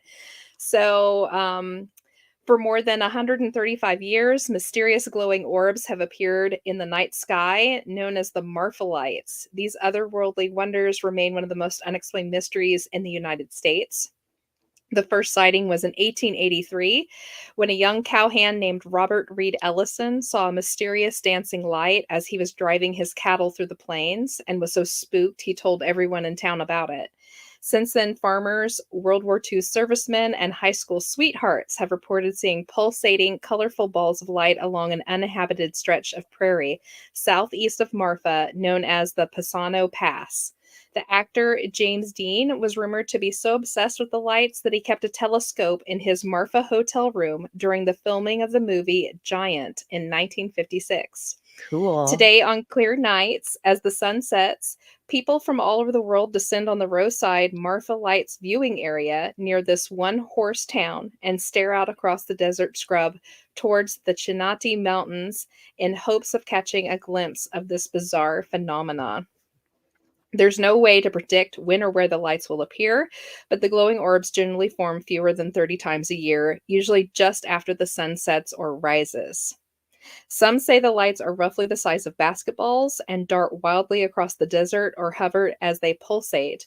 Others say the spheres appear colored as they twinkle in the distance. Sometimes they're red, other times they're blue, yellow, or white. Often a second orb will appear to split, merge, float, or melt into the first. And then it goes on. Now, if I remember correctly, they did a lot of work trying to disprove the lights or figure out what they were. For a while, they thought they were lights from cars on a distant highway, but that proved false. They also thought it was some kind of like a will-o'-the-wisp, like a natural occurring electrical phenomenon, but they proved that wrong too. So even the scientists are kind of dumbfounded on what these are. Very famous though. Look up Marfa lights if you're at home. They're really super interesting, and they have become so ingrained with that part of the culture there. There's just all sorts of stuff with them. They're in movies, and it's crazy. Marfa Very lights are cool. pretty cool. They are. Yay. All right, what have we got next? All right. Ginger has notebook 5, page 63. Okay. Ooh. Oh my goodness. It's heavy. Full of knowledge. Too much knowledge. Thankfully, this is a numbered one. Yay. Yay. All right. Let's see here. What is this on? Oh, this is the time traveling bird with the baguette. Oh, Do you guys remember that What? at all? Yeah. I've never heard this one. That's awesome. So okay. So this is part of the research I was doing. So I did a UFO Garage podcast with Will, and the both of us were doing CERN. And I did a deep dive, like, to get some really good crap on CERN so we could really put a good show together. And I had found this story about the time traveling bird with the baguette. So I'll just read it. This happened November 3rd, 2009. The super cooled magnets in the collider, and really quick for you who don't know, so CERN is the big super collider that they talked about years ago. They were trying to shoot the particles at each other, and they did it. And they found the Higgs boson, or the God particle is what the news was calling it. This is what we're talking about. This is that machine. The collider. So the supercooled magnets in the collider began to suddenly overheat one day. And I remember it wasn't too long after they had first kicked it on. It'd only been on for like a day. And I will tell you something, to kick on the collider is a feat. It takes 3 days to get it super cooled enough to get the magnets to even work. So this is not a simple, like, flip a switch and it's on. No, It takes some not at time. all. The collider began to suddenly overheat. A piece of baguette was later found in the system. They believe a passing bird may have dropped a chunk of bread into an electrical substation above the accelerator, causing the power to cut out. It took a few days for the magnets to supercool enough to turn the collider back on after they had even found the situation. So two scientists, Beck Nelson and Masao Ninom, I always say his name wrong, Ninomiya. It's Asian. I apologize wherever you are, sir.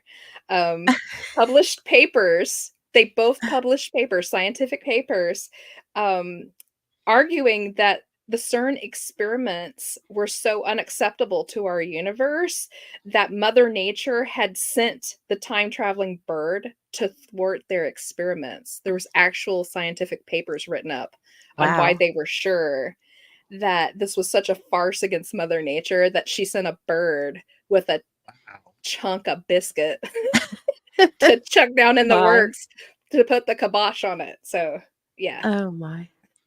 How big of a chunk of course, baguette, those are the long, Yeah. thin pieces of bread. I wonder how big of a chunk it was. That is hilarious. It must have been big enough to really do that substation in, to blow the whole thing. Up the work. That's wild. Overheat. Yep.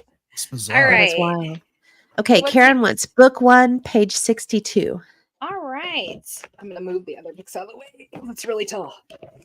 Okay. Oh, this one is a numbered one. Yay. Yay. Even better. They're not all numbered because they're just my notebooks. But sometimes when everybody's sitting around just chit-chatting, I'll sit here and number them when I'm not actively talking. So it gives me a little something to do, and that makes it easier for notebook games. All right. Oh, Mark will like this. This is a partial listing of different giants and giant skeletons that were found across the world. This is just a small section. So I'm going to right read up it. my alley. Yep. Cowan's Corner Giant, 1876, East Randolph, New York. He was found 9 feet. His shin bone was 28 inches in length. His foot was 14 inches and shoulders 35 inches. Sorry, I was having trouble reading my own writing. The Montessori skulls, found in 1900 in Montessori, Missouri. Skulls of 3 prehistoric giants were found by a farmer 40 feet down. The immense size of the skulls indicate they were around 10 feet tall. A large amount of double row teeth were found, especially in the greater Northeast giants. They also found a large amount of ancient horn giants there. The Ozark Goliath from the 1930s. He was 8.5 feet tall, found in a cave. Oh, it's named Puckett's Cave by a boy looking for arrowheads in Steelville, Missouri. And the Bernard Giant, 1883, in Bernard, Missouri, found by John Hannon in a washed out ravine. It was 12 feet tall. Skull and circumference was 40 inches. Ribs were 4 feet long and 3 1/4 inches wide. Thigh bones were 30 inches long and feet were 18 inches long. It was literally just a listing. Pretty wild. And it continues. For any of you who are interested, go back and watch the What If Tomorrow on the Fringe podcast from a year or two ago. It just keeps going. The list of giants that they've actually found in the Americas. Yep. So There's a bunch. Yep. Very cool. All right. What are we doing now? Okay. Alicia, notebook 4, page 27. Okay. 1, 2, 3, 4. 27. Woohoo! This one's numbered. Hey, just really get bored when the rest of us are talking. I Just I Probably don't just get mine. bored. It's really easy to number pages and follow along with the You conversation. don't have to make an excuse. Well, I feel I do. You're kind of putting me under pressure here, mister. Okay, You're the one Let's not see listening here. to the show. Under pressure. Do, do, do, do. Oh. Okay. So this is about a 1.8 billion year old nuclear reactor they found in Aklo, Gabon Republic in Africa. So this is remember just one of that those weird anomaly things. In 1972, a French factory imported uranium ore from Aklo in Africa's Gabon Republic. The uranium had already been extracted. Now, if you don't know anything about that process whatsoever, there is a lot that goes into the process of extracting uranium and the whole shebang. They found the site of origin to have apparently functioned as a large-scale nuclear reactor that came into being 1.8 billion years ago and was in operation some 500,000 years ago. Dr. Glenn T. Seaborg, former head of the U.S. Atomic Energy Commission and Nobel Prize winner for his work in the synthesis of heavy elements, explained that he believes it cannot be a natural phenomenon and is a man-made nuclear reactor.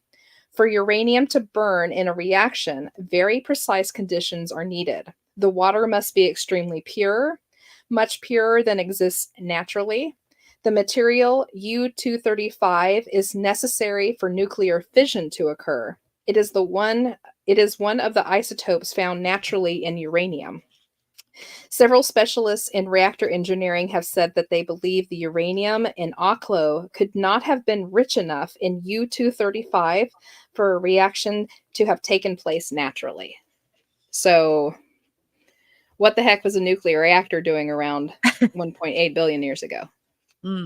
Well, aliens or time travelers, or they might Or a already be the previous same.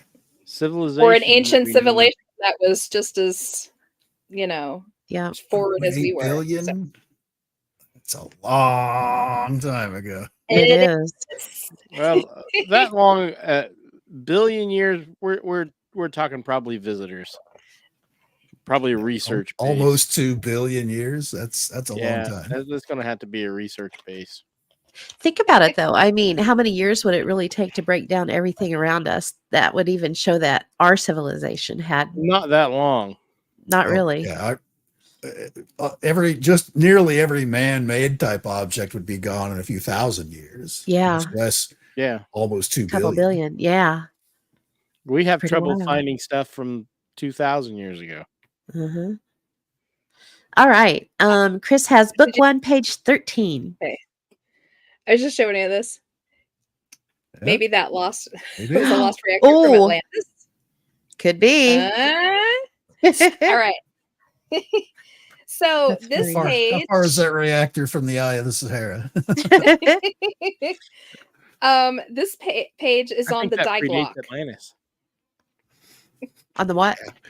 On the die block. Predates. So the Yeah. die clock is what everyone at home probably knows as the Nazi bell, right? Or So I'm gonna read it, and then I'll fill in the blanks if I need to for those at home. A time machine the Nazis invented to change the outcome of the war, claimed to be made of anti-gravity UFO parts, claims that it was seized by the US during Project Paperclip. Theories include that the US captured Nazi scientists to continue work on the bell's anti-gravity technology, when it ended up being the cause of the Kecksburg incident. It's one of the theories. Where a bell-shaped UFO crashed outside of Kecksburg, Pennsylvania, December 1965. Claims it was also really just a Soviet probe that had fallen. All sorts of insanity with that. I believe we did a little bit on the Glock when we were talking about like the chronovisor and stuff like that with the I think guys so. over on the Yep. Fringe. We did. Glock gets into some hairy stuff. So you're going to go in like 5,000 different directions. So you've got end of the war, you've got the US stepping in and stealing Germany's scientists and hauling them over here to do work for us that was not good work either. And then you've got like the supposed that it might have been some kind of a time traveling device too, or maybe it was alien technology that was being used and studied on, and just 1,000 different ways. It's a super interesting. It maybe we might have to do like a Glock show one whole night and just spend time on what happened with it, how it came about, where it maybe went to. There's a Yeah, whole bunch of that would be theories on cool. where it ended up. So a lot of people think it's sitting right here in the US. So Could be. crazy stuff. All right, what do we got next? Rick has Notebook 2, page 42. Okay. All right.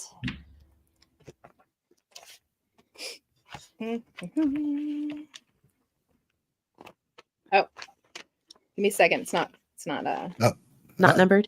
Yeah, not numbered. the Deglaka and then the Kecksburg kind of where they do the just physical description of the object is very, very similar, even down to the strange writing on the sides and stuff like that.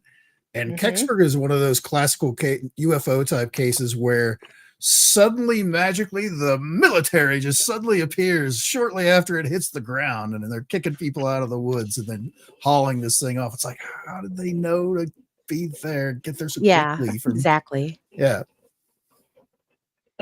Can you guys hear Very that? I'm suspicious. sorry What if you was can hear it. Raven kicked on the shower. Oh, It scared me. I always forget that the pipes kind of creak. We're in an older house, so it kind of creaks for a minute. All right. So this is on, and this is right up Mark's alley again. This is on the ancient Egyptian hieroglyphics and other Egyptian items that were found within the US and other places where they shouldn't have been. At times they shouldn't have been. So let's see here. In 1914, archaeologist M.A. Gonzalez was excavating some Mayan ruins in the city of, I have no idea how to pronounce this city, Acajutla, Mexico. it's part of our charm. We don't know how to pronounce anything. Yeah, I don't know how to pronounce that one. When he was surprised by the discovery of 2 statuettes that were clearly Egyptian, one male and one female. The carvings bore ancient Egyptian dress and cartouches. They are thought to depict Osiris and Isis. Ancient Egyptian hieroglyphs have been found in New South Wales, Australia, located on a rock cliff in the National Park Forest of the Hunter Valley, north of Sydney. The enigmatic carvings have been known since the early 1900s. There are more than 250 carvings of familiar Egyptian gods and symbols, including a life-size engraving of the god Anubis. The hieroglyphics tell the story of explorers who were shipwrecked in a strange and hostile land, and the untimely death of their royal leader, Lord Jezeb. From this information, scholars have been able to date the voyage to somewhere between 1779 and 2748 BC. Nice. Where was that at? Yeah. That was in just outside of Sydney, Australia. In 1982, archaeologists digging at Fayum near the Siwa Oasis in Egypt uncovered fossils of kangaroos and other Australian marsupials. Yeah. That aren't supposed to cross that line. Didn't you and the Wallace and line? Mark do the Yeah. Wallace line? The Wallace line, Right? Yeah. In language, there are striking similarities between the languages of ancient Egypt and those of the Native Americans that inhabited the areas around Louisiana about the time of Christ. B. Fell of Epigraphic Society has stated that the language of the Attakapas, and to a lesser extent those of the Tunica and the Chitimacha tribes, have affinities with Nile Valley languages involving just those words one would associate with Egyptian trading communities of 2,000 years ago. B. Fell, that's Barry Fell. He's he's got some good stuff out there. Yeah. Interesting. All right. Do we have anything more? We do. We have one more. Okay. Cord says it's Cord. It's Cord. Book 1, page 3. Hi, Cord. Okay. At least you don't have to dig very far down deep to find that. No, I just got to get out the right book. Back to the first one. All right. Which one did you want? Book 1, Book page 1, page 3. Page 3. Page 3. Okay, easy enough. All right. Let's see here. This is Basagio. Oh, so this Basagio. is Andrew Basagio. So I have to give you a little bit of for you to understand what this is talking about. So this is when he visited George Washington's encampment. Basagio claims that he was part of a community of children that were raised up through the U.S. government and were charged with learning how to use our supposed time traveling machines that they stole from kind of Tesla's paperwork and stuff, and that he and others were taught to travel through different parts of time and to, I don't think it was so much to change things, but was as to make sure that things happened the way that they were supposed to. And he has lots of these stories that he's told. And this page is on the story of when he was sent back to George Washington's famous encampment at New York Harbor. So I'm just going to read it. Basagio was sent to the encampment in Brooklyn Heights above New York Harbor with a message from the Nixon administration to Washington to retreat his troops from New York Harbor. He says that Washington believed he and the other boys sent with him on this job were angels. They persuaded him by showing him two-dimensional holograms of an eagle landing on a red, white, and blue shield with arrows, and said, "Surely, General Washington, this could not be an artifact from your time. It has to come from the future." He said, "I most agree. In fact, this is something I'd like to show Ben Franklin. It's fascinating. I will retreat my troops immediately." So that's the story from there. And it's not here, but we found out later on there is actually a couple little things that happened later on that kind of denotes this might have actually happened. There's some journals, I believe, that Washington kept where he made note of being at this encampment and saying he had a run-in with the angels, and it changed his mind on some things. Yep. So I remember that. I don't know. It could be true. Interesting. Pretty cool. Was that one of the kids from Montauk? Is that where that comes from? Not the same kid from Montauk. Andrew didn't. Program. Well, I mean, those programs kind of bleed into each other with some particular players, but I don't believe Andrew was a part of that. He knows of it. He knows people that were in it, but I don't think that part bleeds. But yeah, those two things bleed: Montauk and Philadelphia. And this device was apparently set up at the Curtis factory, if I recall correctly. Familiar with this? Sounds right. Yeah, this one. It's pretty interesting, though. Yeah. I'd like to Pretty know more. cool. Right? We'll have to There's we'll have stuff to dive there. on that one again. That's a good one. Yeah. I have It was a fun good one. notebook full of it. Yay. Anywho, okay, are we coming down towards the end here? We Yeah. are. Do We got about 5 minutes left. Okay. I Well, is there anything else you guys want to talk about before we get don't out of here? think so. Do we want to play our ad again? Yeah, play it one more Yeah, time. let's It's play fun. because there's more people in here now. So Yeah. yeah, you get to see our actual audio Yeah. Paracon ad. So here we go.